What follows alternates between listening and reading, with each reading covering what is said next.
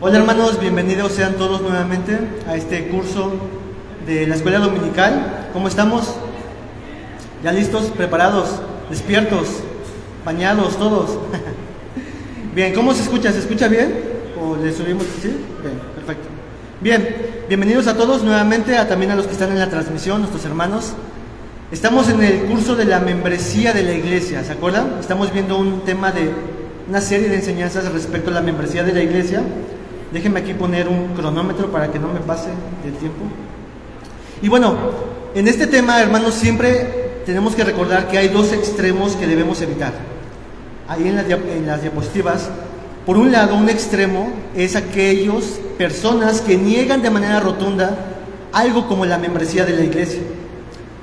No existe la membresía de la iglesia, eso es algo, un invento para crear ciertos grupos de elitismo, de grupos VIP. Quizás ese tipo de personas han experimentado cosas negativas de la membresía de la iglesia que los lleva a decir la membresía de la iglesia no es bíblica. Pero nuestro pastor, Carlos, ya nos ha enseñado de que la membresía de la iglesia surge desde las escrituras como una doctrina bíblica que debemos de considerar. Así que debemos evitar este extremo, hermanos. Por un lado, negar de manera rotunda algo como la membresía de la iglesia. El otro extremo que debemos evitar es hacer la membresía de la iglesia de tal forma de que es a veces imposible o resulta imposible ser miembro de la iglesia, ya sea por cursos interminables, ya sea por unas exigencias de santidad elevadas, ya sea porque nos dicen, es que tú ya tienes que leer la Biblia, y si no has leído la Biblia completa, tú no puedes ser miembro de la iglesia, o tú no puedes ser, o sea, se exigen muchas cosas que a veces se lleva al punto de que es imposible ser miembro de la iglesia. Yo conozco de iglesias que llegan a este extremo, a este punto. Entonces, son dos cosas, hermanos, que debemos evitar: el negarla y el hacer cosas que hagan casi imposible ser miembro de la iglesia. Ya nuestro pastor Carlos nos ha mencionado muchas cosas de lo que es la membresía de la iglesia. Vamos a repasar algunas de ellas. Hemos visto hasta el momento 3 clases de la membresía de la iglesia. La lección número 1, lo que veíamos, era el ingreso de la membresía. ¿Cuáles son los requisitos de los candidatos a ser miembros de una iglesia? ¿Alguien se acuerda de cuáles serían los requisitos? ¿Alguien? Ajá. Nuestro hermano Dios dice es tener fe en Jesús. Esto implica arrepentimiento y el bautismo. Esas son las marcas o las credenciales básicas necesarias para que una persona aspire a ser miembro de la iglesia. La segunda lección veíamos acerca de la actividad propia de cada miembro, donde en base a la Biblia, en Corintios, se nos ayuda a ver la idea de un cuerpo, que cada cuerpo tiene sus particularidades y funciones específicas, donde una mano va a hacer una actividad propia de la mano, el pie, una actividad propia del pie, y la idea es de que cada miembro de la iglesia haga sus actividades propias que le corresponden. Tenemos tareas específicas por hacer. La última lección que veíamos la semana pasada era la unidad y la interacción de la membresía. Estos textos que abundan por todos lados, unos con otros, unos a otros, amaos unos a otros, soportaos unos a otros, exhortaos unos a otros, que nuestro pastor dijo muchas veces, y que estaría bueno, hermanos, que ustedes en sus casas puedan investigar en sus Biblias las veces que aparece esta fórmula, unos a otros. Se darán cuenta de esta interacción de la que nos hablaba nuestro pastor. Pero hoy vamos a ver la lección número 4. ¿Estamos listos? ¿Sí? Perfectos. Antes de entrar a esta sección, vamos a hacernos una pregunta para poder introducirnos a la lección número 4. Y me gustaría escuchar uno o dos hermanos su respuesta. La pregunta es la siguiente, Marianita. La pregunta es, ¿cuál es el propósito de Dios para cada creyente? ¿Puedes poner la pregunta, por favor? Para que los hermanos la vean. ¿Cuál es el propósito de Dios con cada creyente? ¿Alguien tiene una idea o quiere responder algo? ¿Estamos en una escuela? A ver, ¿alguien levanta, alguien dice yo? No importa si estamos mal o bien, la idea es poder decir algo. ¿Cuál es el propósito de Dios con cada creyente? ¿Frank? Hacernos a la imagen de su Hijo Jesucristo. Creo que Frank ha dado el clavo, lo vamos a ver el día de hoy. Pero fíjense, un poquito abundando en este punto, miren en la pantalla la siguiente diapositiva. Parte de su plan es que Dios está desplegando su gloria en cada creyente salvado por gracia. Dios está desplegando su gloria. Vamos a ver un texto. Acompáñenme a Efesios, capítulo 1. Ahorita va a salir en pantalla, pero también vayan buscándolos. Bienvenidos, bienvenidos. Efesios capítulo 1. En esta sección, hermanos, de Efesios capítulo 1, me parece que del versículo 4 al 12, se expresa lo que conocemos como la obra de Dios en cuanto a la salvación. Pero fíjense el versículo número 6, porque ahí en este pasaje nos muestra el propósito del por qué Dios salva. Efesios 1:6 nos dice: para alabanza de la gloria de su gracia con la cual nos hizo aceptos en el amado. Los versículos anteriores nos hablan de lo que el Padre ha hecho para la salvación y termina diciendo que lo que ha hecho es para alabanza de la gloria de su gracia. Versículo 12 de ese mismo capítulo. Dice nuestra Biblia, Efesios capítulo 1, versículo 12, ahí en sus Biblias, dice: a fin de que seamos para alabanza de su gloria, nosotros los que primeramente esperábamos en Cristo. Nuevamente vemos ese propósito, ¿se dan cuenta? Para alabanza de su gloria. Versículo 14 de este mismo capítulo 1, versículo 14, hablando del Espíritu Santo, de las cosas que hace el Espíritu Santo en el creyente, dice que es las arras de nuestra herencia hasta la redención de la posesión adquirida, todos juntos, para alabanza de su gloria. ¿Se dan cuenta que el propósito final del Dios no solamente es salvarnos, no solamente es hacernos a la imagen de su Hijo, sino que todo lo ha hecho para la alabanza de su gloria, para su gloria? ¿Qué significa la gloria de Dios? La gloria de Dios en cierta forma es todo lo que Dios hace, todo lo que Dios es, revelado, expresado, atesorado, manifestado al mundo entero. Esa es la gloria de Dios. Así que, pregunta en nuestra diapositiva: ¿qué significa vivir para la gloria de Dios? Respuesta: es ser conformado más y más a la imagen de su Hijo, como decía Frank. Y si enlazamos estos dos términos de la gloria de Dios y la semejanza con Cristo, vamos a ver que ese es el propósito de Dios. Dios es glorificado en nosotros en tanto somos más semejantes con su Hijo. Miremos un texto, Juan 1:14. Estamos en la introducción, hermanos, de cuál es el propósito de Dios con el creyente. Juan 1:14.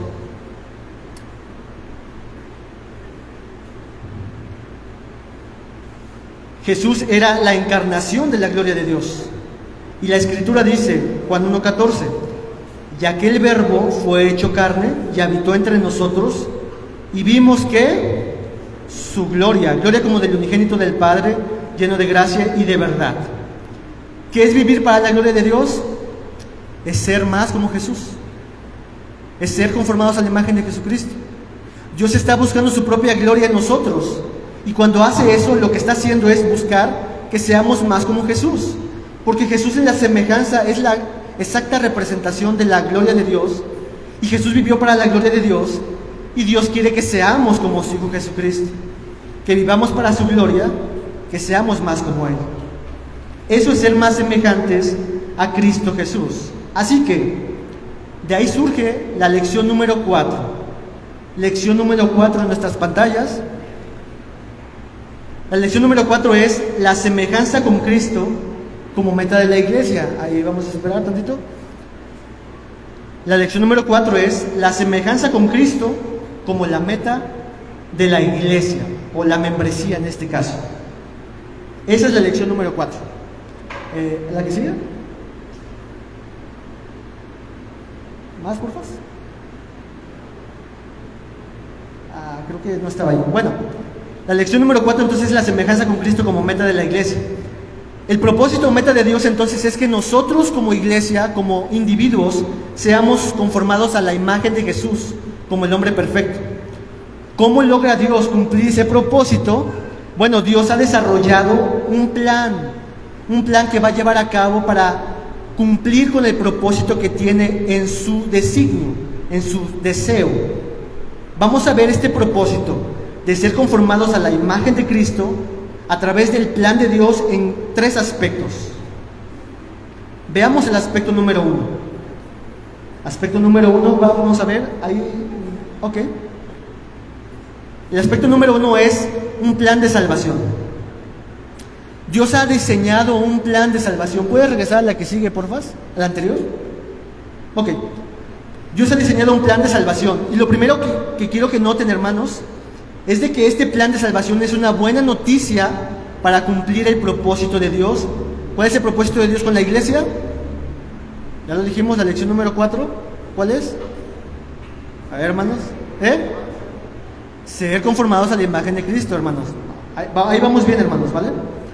Ok, entonces, esto, hermanos, en este primer plan que estamos viendo aquí, es una buena noticia porque lo que nos indica, y vamos a ver, es de que para cumplir este propósito, Dios es el primero involucrado en que se cumpla este propósito.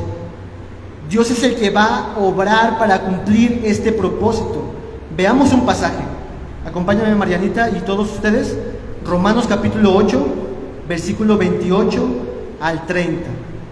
Estamos primeramente viendo cómo es que Dios cumple este propósito. El primer aspecto es el plan de salvación. Veamos lo que nos dice Romanos 8, 28 al 30. ¿Ya lo tienen, hermanos? Ok, vamos a leerlo. Dice: y sabemos que los que aman a Dios, todas las cosas les ayudan a bien. Esto es, a los que conforme a su propósito son llamados. Porque a los que antes conoció, también los predestinó para que fuesen conformes a la imagen de su Hijo, para que Él sea el primogénito entre muchos hermanos. Y a los que predestinó, a estos también llamó, y a los que llamó, a estos también justificó, y a los que justificó, a estos también glorificó.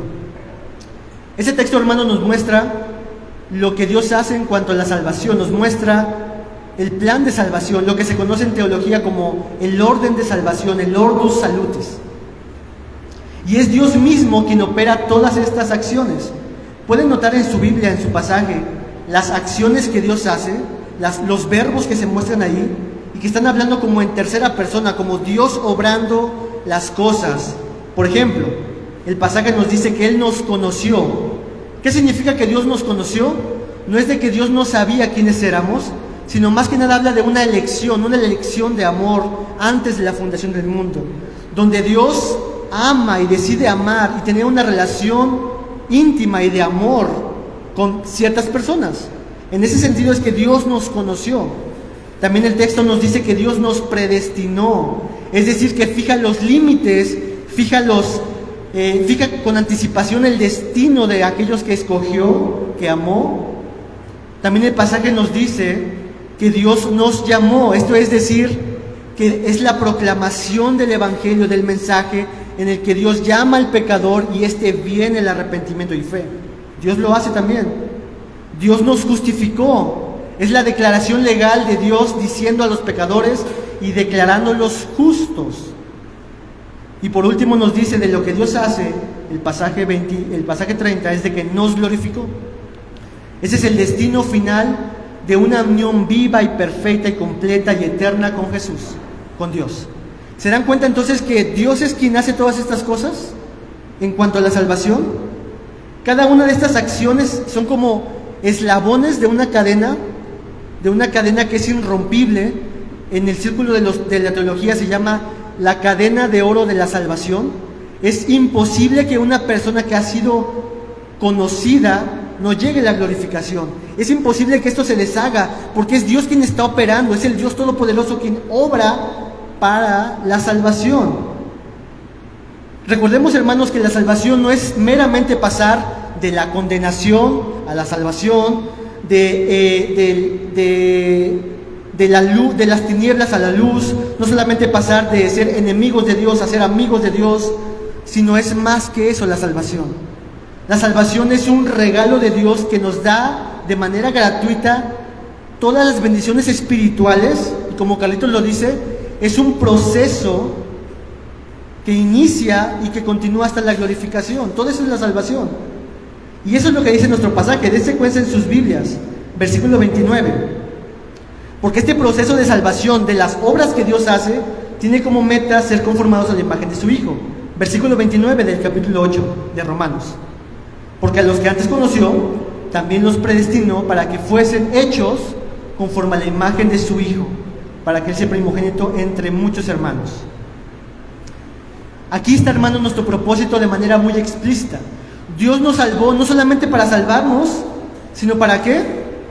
Para hacernos a la imagen de su Hijo. Y el desarrollo de la salvación es Dios quien está involucrado para que se cumpla ese propósito en nosotros, en ti, en mí, de ser más como sus hijos. Así que, hermanos, en la diapositiva está puesto, a ver si lo encontramos. Desde que Dios te salvó, nos salvó, está comprometido para su gloria en que tú y yo seamos más como su Hijo. Dios está comprometido con cada uno de sus hijos a que seamos más como su Hijo Jesucristo. Y para eso diseñó un plan de salvación en donde esta cadena irrompible de oro va a suceder. No estamos abandonados a nuestros propios esfuerzos. No estamos abandonados a nuestras buenas intenciones. Es Dios diciendo: yo estoy contigo y la obra que comencé en ti la perfeccionaré hasta el día de Jesucristo. ¿Se acuerdan de ese texto en Filipenses? Dios está comprometido de tal manera de que Él va a cumplir su propósito de hacernos más como Jesucristo. Esa es una buena noticia, porque Dios no nos ha abandonado a nuestros esfuerzos. Entonces, hermanos, Cristo presentará a su iglesia, a su amada iglesia, santa, perfecta, pura, sin mancha, porque Dios es el que comenzó la obra y en este plan de salvación lo va a realizar para hacernos más como Jesucristo. Ese es nuestro Dios, hermanos, poderoso, soberano, misericordioso, que no solamente no te abandona a ti en tu caminar, sino que dice: yo voy a estar contigo y vas a ser más como Jesucristo, como mi Hijo, porque busco mi gloria en ti. Ok, segundo aspecto. Hemos visto el primer aspecto en cuanto a qué hará Dios para hacernos más como Jesús. La respuesta número 1 es: Dios ha diseñado un plan de salvación. La respuesta número 2 es que Dios ha diseñado un plan de vida. Vamos a ver un texto, Romanos 8, versículo 28. Romanos 8, versículo 28. Y el que tenga el texto, si quiere, lo puede leer, por favor.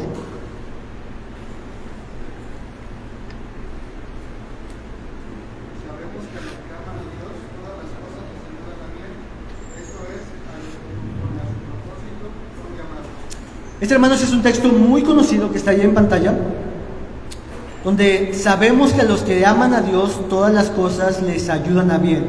No se refiere a todas las personas, sino a los que aman a Dios, a los que han sido llamados conforme a su propósito. Todas las cosas les ayudan a bien. Pregunta, ahí están las diapositivas: ¿a qué bien se refiere este pasaje? Cuando dice: y sabemos que a los que aman a Dios todas las cosas les ayudan a bien, ¿a qué bien se refiere, hermanos? ¿Alguien?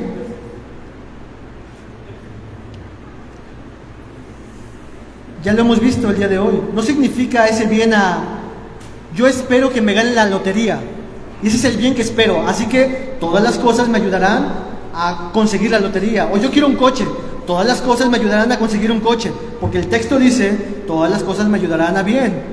Eso no significa eso. El bien al que apunta nuestro pasaje es lo que dice el versículo 29, que hemos visto ya: el ser conformados a la imagen de su Hijo. Ese es el bien supremo que está persiguiendo en nuestro pasaje. Así que traigamos a nuestra mente algunas historias de la Escritura en donde Dios ha diseñado un plan de vida para que seamos conformados a la imagen de Jesús, a la gloria de Dios. ¿Ustedes se acuerdan de la historia de José el Soñador? Lo que se llama la historia de José el Soñador, en donde este hermano nuestro en la fe hace mucho tiempo pasó por valles y por ¿cómo se dice? Valles y collados, ¿cómo se dice? Bueno, ustedes saben, como si fuera una ruleta, una montaña rusa, subidas y bajadas en cuanto a su fe. Fue probado. Él tenía en su corazón envidia, tenía en su corazón rencor, tenía en su corazón orgullo. Y Dios, ¿qué es lo que hizo? Trató con su vida de diferente forma. Fue vendido como esclavo, después fue traicionado y fue llevado a la cárcel y pasó por diferentes situaciones, pero no olvidemos eso. Dios tiene un plan de vida y está buscando en José que sea más como Jesucristo, que sea más como su propia gloria. Y después José aprendió, y al final de su vida, él dijo: para esto me ha enviado Dios delante de ustedes. Ustedes pensaron hacerme mal a mí, a sus hermanos se los dijo, pero Dios lo ha encaminado a bien, para preservar a la tierra. Y en el proceso, hermanos, José aprendió a perdonar, José aprendió a ser humilde, José aprendió a servir a los demás, José aprendió a tener paciencia y esperar en Dios. Otro ejemplo más, hermanos, Pedro, el apóstol Pedro, su temperamento. ¿Se acuerdan de su temperamento? Era muy intempestuoso el Pedro. En un momento él decía: Jesús, yo daré mi vida por ti. Y momentos después, Pedro estaba negando a Jesucristo. Jesús, yo daré mi vida por ti, y va y le quiere cortar la oreja o cortar la cabeza a alguien. Y ahí vemos a Pedro muy intempestuoso, muy acelerado y haciendo muchas cosas muy intrépidas que ocasionaban pecado. Pero Pedro poco a poco fue llevado a ciertas circunstancias y moldeado para ser más como Jesús, de tal manera que en sus últimos momentos de vida, según la tradición, él fue llevado a la cruz. Y él dijo, él no huyó ahora de la cruz, sino que dijo: sí, crucifíquenme, pero no lo hagan como lo hicieron con mi Señor, pónganme boca abajo. Vemos una actitud totalmente diferente de Pedro. Tenemos otra historia de la Biblia, Onésimo. No sé si conozcan a Onésimo. Aquí tenemos a un hermano que se llama Onésimo, pero en la Biblia Onésimo, que su nombre se interpretaba como útil, él robó y defraudó a su amo Filemón, pero después Dios encauzó su vida cuando él huyó y fue puesto en la cárcel donde Pablo estaba, y Pablo le predicó, y Onésimo después pudo escuchar el evangelio. Y ahora Pablo da testimonio de Onésimo diciendo: Filemón, recibe a Onésimo, porque antes era inútil, pero ahora nos es útil para el evangelio. Entonces, hermanos, vemos que la vida nuestra, de cada uno de nosotros, está siendo encauzada por las circunstancias, por los momentos difíciles, tormentosos, de lucha, de necesidad, para que Dios tiene su propósito. Yo quiero que Gamaliel, yo quiero que Fran, yo quiero que Israel sean más como mi Hijo Jesucristo. Y pasamos por esos momentos. Yo no sé si aquí alguien de ustedes ha orado de esta manera, Señor, te pido que me ayudes a ser más como tú. ¿Alguien ha orado así? ¿Pueden levantar la mano si alguien ha orado así? Solamente Mariana y Fran. Bien, esa debería ser nuestra oración, hermanos, porque nuestro deseo es ser más como Jesús. Si no has orado, aún así lo que sigue va a suceder. La respuesta de Dios a esta oración de ser más como Jesús muchas veces es Dios diciéndonos: ok, ahí te va un vecino difícil, porque quiero desarrollar en ti paciencia, porque quiero desarrollar en ti el perdón, porque quiero desarrollar en ti la misericordia. Así que tendrás un vecino difícil. O permitiré una enfermedad en tu vida para tratar con tu orgullo, para tratar con tu falta de dependencia de mí, para tratar con tu falta de misericordia con otros enfermos. Así que permitiré una enfermedad. ¿Cómo es que Dios permite esas cosas? Dios no es así. Miremos un pasaje. Lucas 22, 31 al 32. Y escuchemos lo que Jesús le dice al apóstol Pedro. Lucas 22, 31 al 32.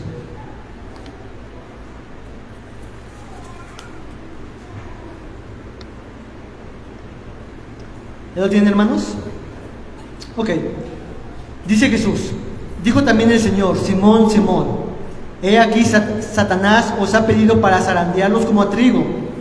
Y yo le he dicho que no, porque ustedes son mis hijos y están bajo mi mano y los he cuidado y los voy a cuidar. Nada los va a tocar. ¿Eso es lo que dice el pasaje? Nuestro pasaje dice: sí, yo he rogado por ti para que tu fe no falte, y tú, una vez vuelto, confirma a tus hermanos. ¿Qué es lo que estamos viendo aquí? Dios permite ciertas circunstancias en nuestras vidas para que seamos moldeados a más como Jesús. Y en este caso de Pedro, Dios tenía un propósito al ser zarandeado en su vida por Satanás en esa circunstancia, porque después Pedro, en sus cartas, hablará mucho acerca de la paciencia, hablará mucho de soportar el sufrimiento. Cuando Pedro escribió sus cartas, está en un momento de persecución y de dificultad. Y ahora Pedro está animando a los hermanos a decir: hermanos, tranquilos, tengan paciencia, el Señor está con nosotros. No desesperen, porque Pedro aprendió a través de las circunstancias a ser más como Jesús. Hermanos, entonces, muchas veces Dios ha permitirá y está permitiendo cosas en tu vida, en mi vida, que nos harán sentir zarandeados por circunstancias, por problemas, por enfermedad, por relaciones. Pero Dios podrá y utilizará esas circunstancias para que seamos más como Jesús. No debemos de pensar que Dios se le escapó o que Dios no tiene un propósito para lo que nos está pasando, sino que Dios es tan amoroso y tan tierno que está buscando nuestro mayor bien, y nuestro mayor bien es ser más como Jesús. Ok, hermanos. Entonces ya hemos visto hasta este punto, si regresamos a las diapositivas, dos aspectos en cuanto a lo que Dios hará para hacernos más como Jesús. El primer aspecto, Dios ha diseñado un plan de salvación. El segundo, Dios ha diseñado un plan de vida. Y el tercero, tiene que ver con la iglesia. Aspecto número 3, en la diapositiva. Es un plan que involucra a la iglesia. Vamos a la diapositiva que sigue. Dios ha ligado el desarrollo de nuestro caminar como discípulos de Cristo a la relación e interacción en un contexto que involucra a la iglesia. Yo sé que todos los que estamos aquí tenemos el deseo de ser más como Jesús. Tenemos el deseo de vivir para la gloria de Dios. Bueno, una de esas cosas en las que Dios usará y que debemos abrazar es la iglesia, la membresía de la iglesia. Está diseñado por Dios para que nosotros podamos, a través de la interacción y la relación, ser más como Jesús. Esto es lo que vamos a ver el día de hoy de manera más puntual. Así que veamos el primer inciso. ¿Cómo es que Dios va a hacer esto? Inciso número a través de la interacción y la unidad. ¿Cómo es que Dios va a hacernos más como Jesús? A través de la iglesia, a través de la interacción y la unidad. Veamos el pasaje que está ahí en pantalla. Efesios 4, versículo 1 al versículo 6. Vamos a buscarlo.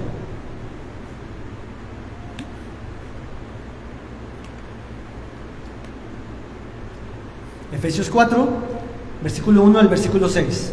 ¿Ya lo tienen, hermanos? Vamos a leer. Dice: yo pues, preso en el Señor, os ruego que andéis como es digno de la vocación con que fuisteis llamados, con toda humildad y mansedumbre, soportándonos con paciencia los unos a los otros en amor, solícitos a guardar la unidad en el Espíritu, en el vínculo de la paz, un cuerpo y un espíritu, como fuisteis también llamados en una misma esperanza de vuestra vocación, un Señor, una fe, un bautismo, un Dios y Padre de todos, el cual es sobre todos y por todos. Y en todos, perdón.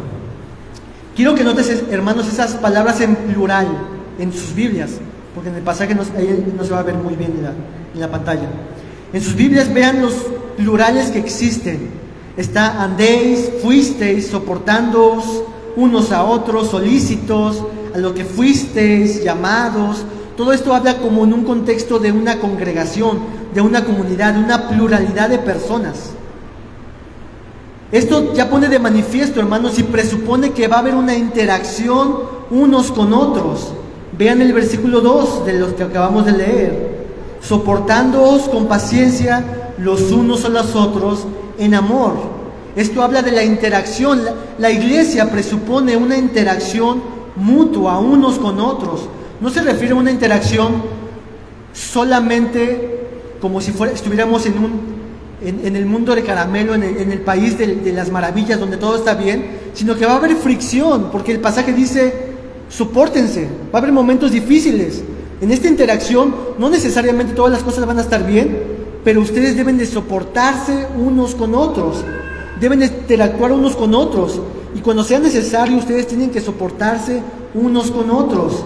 Miren el mismo pasaje, el versículo número 2, donde habla acerca de ser con humildad y mansedumbre. La idea es: sean humildes unos con otros, sean mansos unos con otros, sopórtense unos con otros. Esto es algo de lo que Carlito nos compartió la semana pasada, de esta interacción los unos con los otros, todo dentro del contexto de la iglesia local.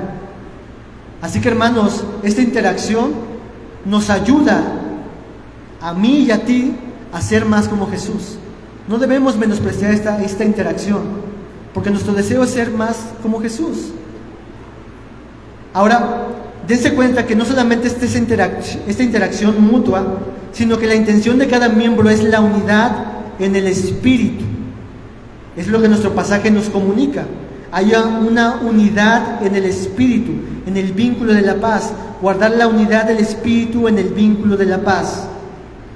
Ya no se trata de un individualismo, ya no se trata de destacarse más sobre otros, de a ver quién tiene más habilidades y más aptitudes y más capacidades y más dones. Ya no se trata de ver quién tiene más el protagonismo, sino se trata de la unidad, de ver que Jesús sea el protagonista, de ver que Él sea mostrado y sea visto entre nosotros. Ya no se trata de ver quién tiene más capacidades y dones. Ah, tú eres el que enseñas, wow, tú eres el que debe estar más arriba con Dios y los demás más abajo. No, hermanos, estamos en la unidad en el Espíritu. Mira cómo es que Pablo en este pasaje que leíamos nos habla de la unidad en la diversidad. Un cuerpo, un espíritu, una esperanza, un Señor, una fe, un bautismo, un Dios y Padre.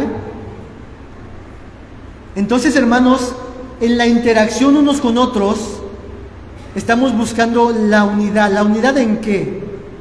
En que nadie es mejor ni mayor que el otro, sino estamos en la unidad de que aquel, Cristo Jesús, nuestro Señor, se ha mostrado y sea el protagonista y se ha mostrado en nuestras relaciones, en cómo interactuamos unos con otros. Pasamos a las diapositivas, no sé en cuál estamos. Entonces, ¿qué es lo que quiere decir con esta unidad? Que no estamos en la iglesia para ser miembros. Más adelante, Marianita, por favor. Vamos a buscarla, vamos a esperar. No, regresa, por favor. Es que no está puesto ese ahí. Bueno, ¿qué quiere decir esta parte de la unidad y la interacción? Que no estamos en la iglesia para ser miembros separados e independientes, sino como muchos que estamos unidos, donde interactuamos unos con otros, donde nadie es más valioso que el otro, donde el que está aquí enfrente no es mejor que los que están aquí sentados, donde el que está aquí enfrente no es mayor de aquellos que no pueden hacer ningún tipo de servicio por alguna dificultad de enfermedad, sino que estamos entrelazados unos con otros, donde el protagonista es Cristo Jesús. Interactuamos uno con otros de tal manera que queremos mostrar que Jesús es nuestro Señor, y mientras hacemos esto, estamos siendo conformados más y más como Cristo Jesús. Porque Cristo no buscó ser el protagonista cuando vino a la tierra. Si miramos en la Escritura, Jesús muchas veces decía: yo no vine para hacer mi voluntad, sino para hacer la voluntad de Dios. Padre, he manifestado tu nombre, he mostrado tu gloria, glorifica a tu Hijo. Esa misma actitud es la que queremos hacer nosotros, hermanos, en la iglesia. Y así nos parecemos más a Jesucristo.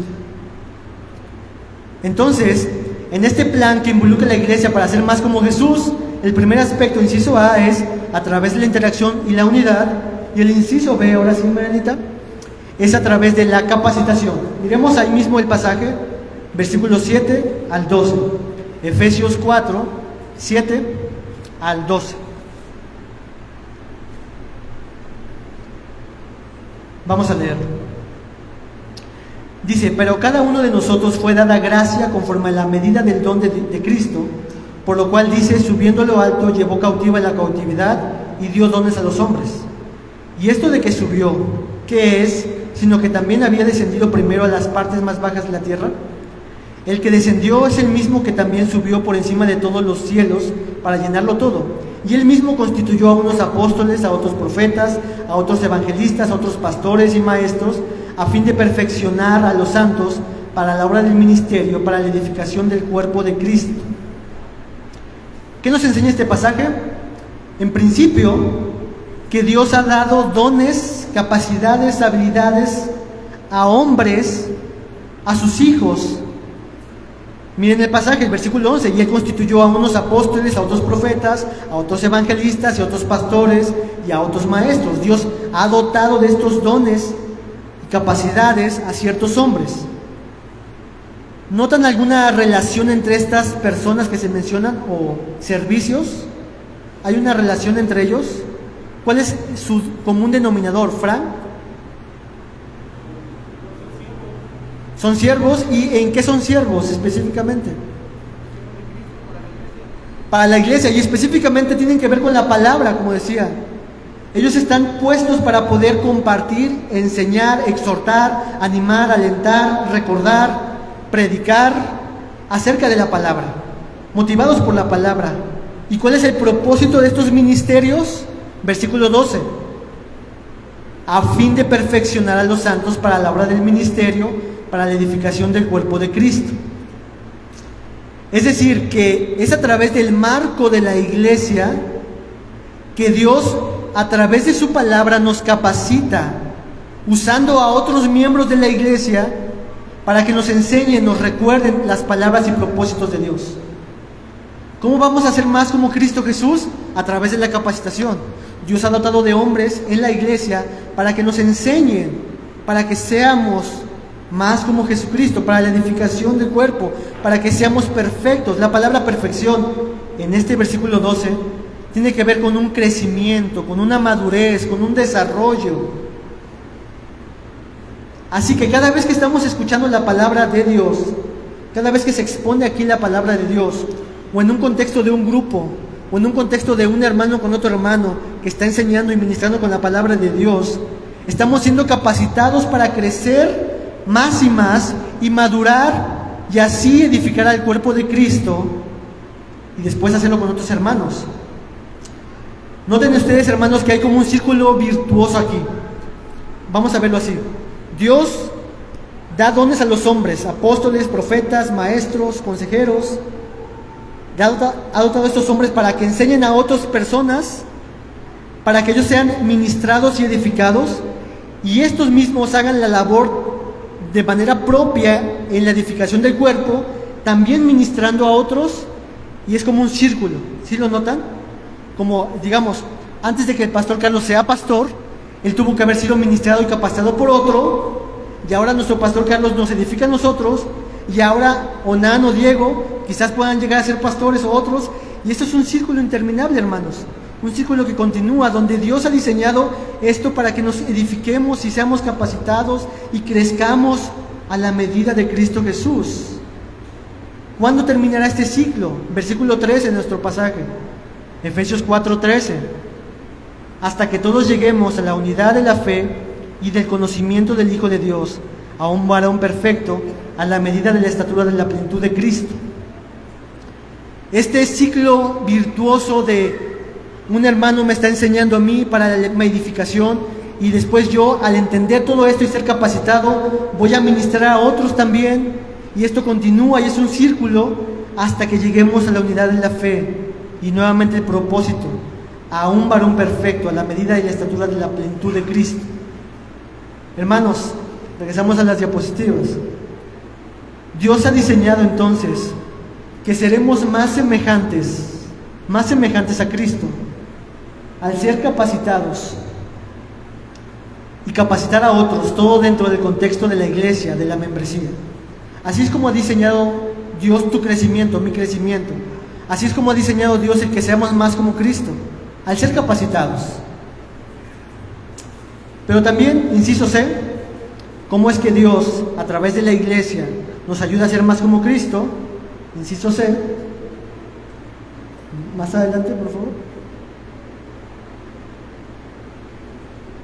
Ok, inciso C, a través de la actividad propia. Veamos nuevamente Efesios. De ahí no hemos salido, hermanos. Efesios 4, 15 al 16. Dice: sino que siguiendo la verdad en amor, crezcamos en todo en aquel que es la cabeza, esto es Cristo, de quien todo el cuerpo bien concertado y unido entre sí por todas las coyunturas que se ayudan mutuamente según la actividad propia de cada miembro, recibe su crecimiento para ir edificándose en amor. Este pasaje inicia diciendo que siguiendo la verdad. Esta expresión de seguir la verdad implica a esos discípulos que están siguiendo la verdad. Y nuevamente vemos aquí esta interacción.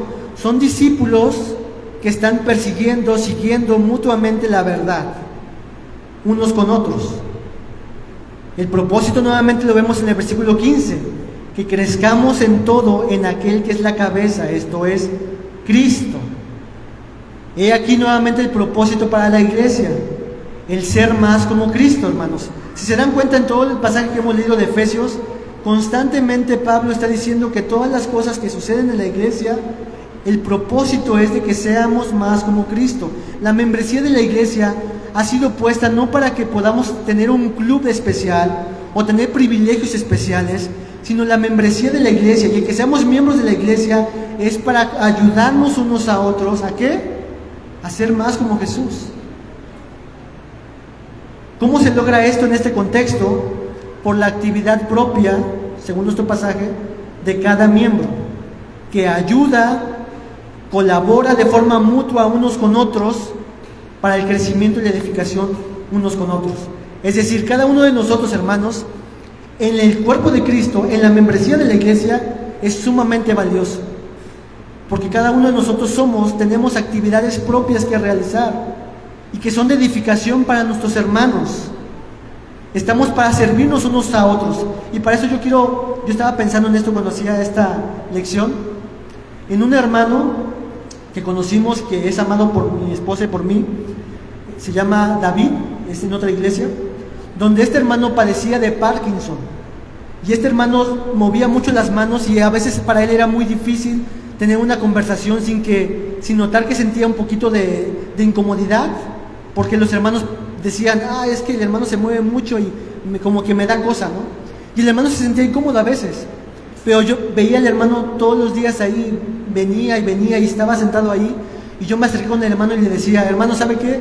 Para mí usted es de mucho ánimo y de consuelo y de edificación, porque a pesar de que usted no está sirviendo como los que están enfrente tocando o está enseñando, el mero hecho de yo verlo a usted venir a la iglesia está dando testimonio a mi vida de que, wow, el hermano con sus incapacidades está asistiendo a la iglesia.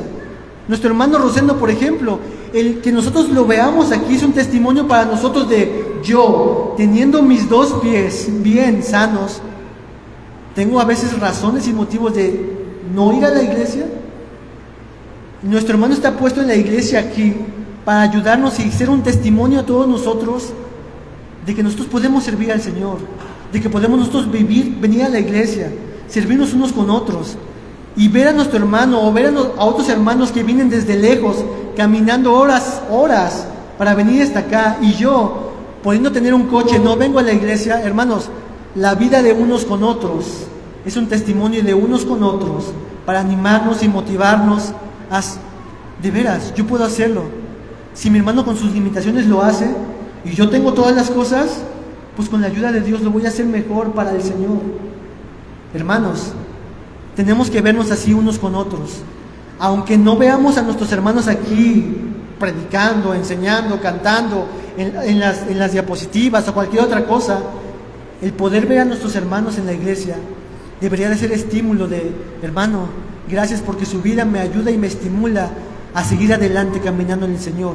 Y esa es la actividad propia de cada miembro de la iglesia, que nos edifica, hermanos, o al menos a mí, el testimonio que les dije, a mí me edificó y me animó para poder seguir adelante. Hermanos y hermanas, la membresía entonces tiene como meta, como propósito, la semejanza con Cristo. Esa es la meta. Como les decía, no es meramente estar en una lista donde se diga, tú ya eres miembro de la iglesia. No es meramente poder tener reuniones elite, reuniones VIP con las personas. No es meramente para que yo pueda ya servir en la iglesia en algún cargo, sino más aún, tú eres miembro de la iglesia para ser conformado a la imagen de Cristo y para ayudar a otros a que sean más como Cristo Jesús. ¿Cómo lo va a hacer Dios? A través de la interacción y la unidad unos con otros, a través de la capacitación unos con otros, a través de la actividad propia de cada uno de nosotros, porque es en este contexto, hermanos, en donde los discípulos de Cristo están siendo conformados gradualmente a la imagen de Jesús, a la imagen de nuestro Señor y nuestro Salvador. Por lo tanto, hermanos, si tú eres miembro de la iglesia, este es tu propósito. No es meramente servir, no es meramente hacer algo, no es meramente formar parte de una lista, sino yo quiero ser más como Jesús y ayudar a mis hermanos a ser más como Jesús. Ese es tu propósito y tu meta en la membresía de la iglesia. Y si tú no eres miembro de la iglesia, si tú piensas que es algo como algo solamente para algunos de manera muy especial, no, hermanos, este debería ser un aliento y un estímulo para formar parte de la membresía, porque nuestro propósito es ese, ayudarnos mutuamente unos con otros a ser más como Jesús.